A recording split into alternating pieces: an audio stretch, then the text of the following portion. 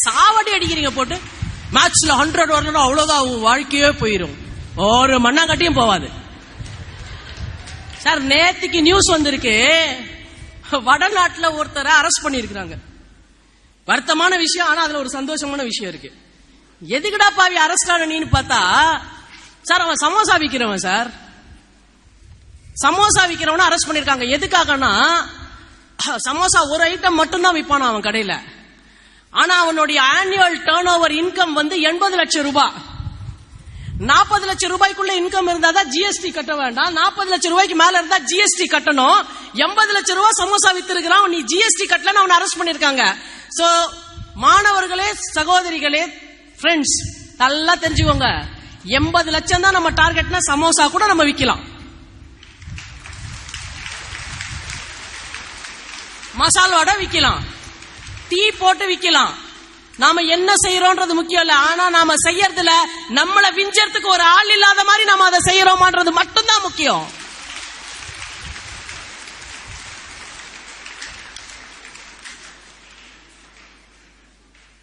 Match வரலையா தெளிவா சொல்லுதுப்பா, match வரல எனக்கு. ஆனா இந்த 10ஆம் கிளாஸ் சனியம் வரைக்கும் நான் மேட்ச படிச்சாகணும், வேற வழி கிடையாது. எப்படியாவது என் உயிரை கொடுத்து 35 வாங்குற, அதோட விட்டுரு. +1ல செத்தாலும் மேட்ச் எடுக்க மாட்டேன். நீ இன்ஜினியர் ஆகணும் நானும் கனவு கண்டாலும் தனியா நைட்ல வந்து பிளாக் அண்ட் ஒயிட்லயும் கண்டுக்கோ, கலர்லயும் கண்டுக்கோ. நான் இல்லவே இல்ல அந்த ஆட்டத்துல.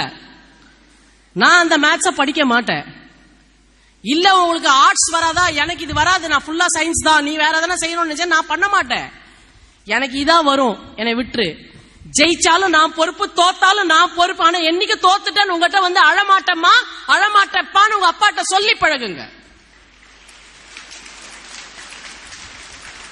ஆனா உங்ககிட்ட என்ன பிரச்சனை தெரியுமா, எனக்கு இது வரலன்னு மட்டும் சொல்லுவீங்களே தவிர உங்களுக்கு எது வருதுன்னு சொல்ல மாட்டீங்க.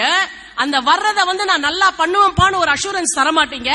அதுலயும் நீங்க வந்து ஒரு ஃபேர் கேம் ஆட மாட்டேன்றீங்க.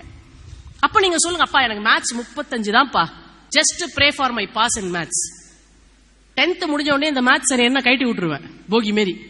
அது அரக்கோணத்துல கைட்டி விட வேண்டிய கம்பார்ட்மெண்ட், கூட்ஸ் வண்டிக்கு போக வேண்டியது. அது மீதி 4 சப்ஜெக்ட் கூட எனக்கு பிடிச்ச சப்ஜெக்ட் +1 +2 எடுக்கிறேன். இதுதான் என் ஃபோக்கஸ். நான் இப்படி பண்ண போறேன், இப்படி பண்ணிட்டு இத மாதிரி பண்ண போறேன், இந்த இடத்துக்கு நான் போறேன். சப்போஸ் நீ நினைக்கிறதெல்லாம் நடக்கலன்னா என்னடா பண்ணுவேன்னு நம்ம அப்பா அம்மா தெளிவா ஒரு கேள்வி மட்டும் வச்சிருக்காங்க. ஒன்னும் கவலைப்படாத, அப்ப கிட்ட உங்ககிட்ட வந்து நான் நின்று அழமாட்டேன், நான் பெட்டி கடை வச்சு பொழைச்சுக்குவேன். ஏன்னா என்னைக்கு மருத்துவர் சிவராமன் மாதிரி இன்னைக்கு மருத்துவர் சிவராமன், அதுக்கப்புறம் அவர் தம்பி வருவார், அதுக்கப்புறம் அவர் தம்பி வருவார், அதுக்கப்புறம் அவர் புள்ள வருவான். எவனா இருந்தாலும் கடலை மிட்டாய் சாப்பிடுங்க நல்லதுன்னு சொல்லுவான். கடலை மிட்டாய் வச்சு பொழைச்சுக்குவேன்.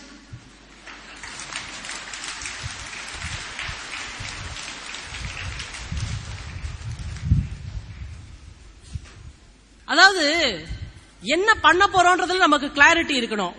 உங்களுக்கு வந்து என்ன வேண்டான்றதுல கிளாரிட்டி இருக்கு, தட் இஸ் வெரி குட். ஆனா என்ன வேணும்ன்றதுலயும் உங்களுக்கு கிளாரிட்டி இருக்கணும். அத நீங்க உங்க பேரண்ட்ஸ் கிட்ட சரியா சொல்லணும்.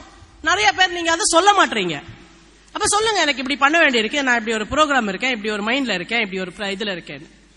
ரெண்டாவது, இன்னைக்கு வந்திருக்க செல்போன்ஸ். இந்த செல்போன்ஸ் எந்த அளவுக்கு ஆயிப்போச்சுன்னா, ஷாம்ல அழகா ஒரு கோடி காட்டினாங்க, பேஸ்புக்ல உங்க அம்மா அப்பாவை முதல்ல ஃப்ரெண்ட்ஸா வைங்கன்னு.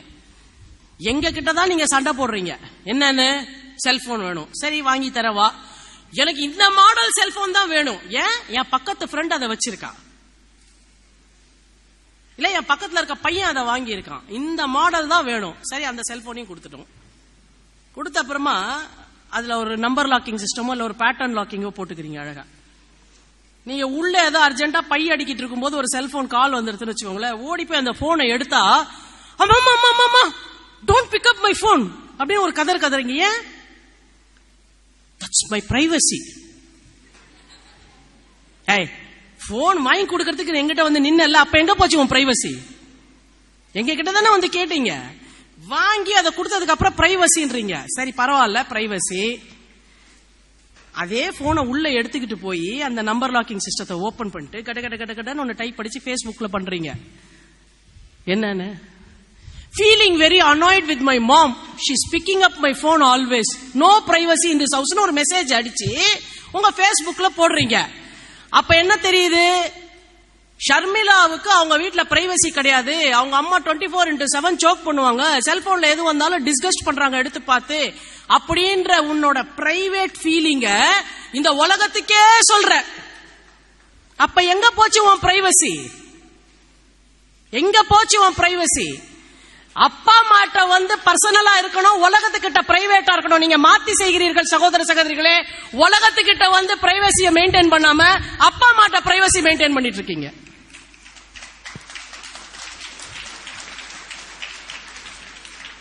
நான் இந்த நேரத்தில் பேரண்ட்ஸ்க்கு ஒன்னு சொல்றேன். 1-2 விஷயங்களை தவிர நம்ம குழந்தைங்களோட ஏஜ் கருதி மற்ற விஷயத்துல நாம ஒரு மண்ணாங்கட்டி பிரைவசியும் நமக்கு தேவை இல்லை என்பது என் தாழ்மையான கருத்து. நம்ம எங்க போறோம், யார கூட பேசுறோம், எங்க இருக்கோம், எப்ப வருவோம், எல்லாத்தையும் நம்ம பசங்க கிட்ட சொல்லணும். செல்போனா இந்த பாத்துக்கோ, என் செல்போன்ல நீ என்ன பார்த்தாலும் எனக்கு இல்ல, இமெயில் இதான் பாஸ்வேர்டு, ஓபன் பண்ணி பாரு, எனக்கு வர எதை பத்தி எனக்கு பிரச்சனை இல்ல.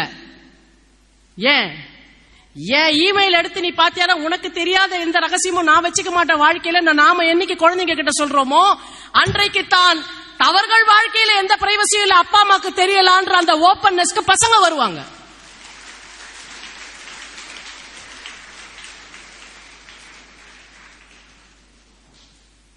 சொல்லி பழகுங்க.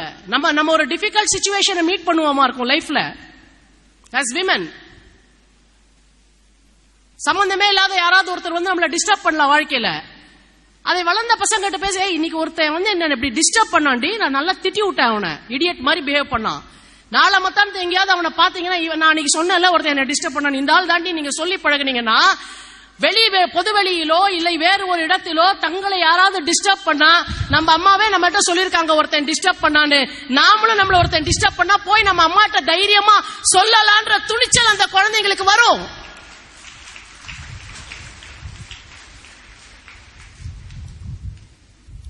கோ எஜுகேஷன் ஸ்கூல்ஸ் மாதிரியான இடங்கள்ல திடீர்னு எதனா பசங்க வந்து அவங்களுடைய வயதை ஆளுமை செய்ய தெரியாமல் ஒரு கடிதம் கொடுத்து விடுதல சாதாரண விஷயங்கள். அதை வந்து உடனே ருத்ர தாண்டவம் ஆடி கேவலப்படுத்திட வேண்டியதில்லை. பசங்களுக்கு சொல்லிக் கொடுங்க, டேய் இதெல்லாம் இந்த காலத்துல வரும், அப்படியே கடந்து போயிடணும். உனக்கு யாராவது லெட்டர் கொடுத்தோன்னு வச்சுக்கோ, உடனே சாமி ஆடிடாத, ஃப்ரெண்ட்ஸ் கிட்ட எல்லாம் சொல்லிடாத, டீச்சர் கிட்ட சொல்லி டார்ச்சர் பண்ணாத, கொண்டு வந்து அம்மா அப்பாட்ட சொல்லு. அப்படியா, பரவாயில்ல, don't worry, wheel handle this.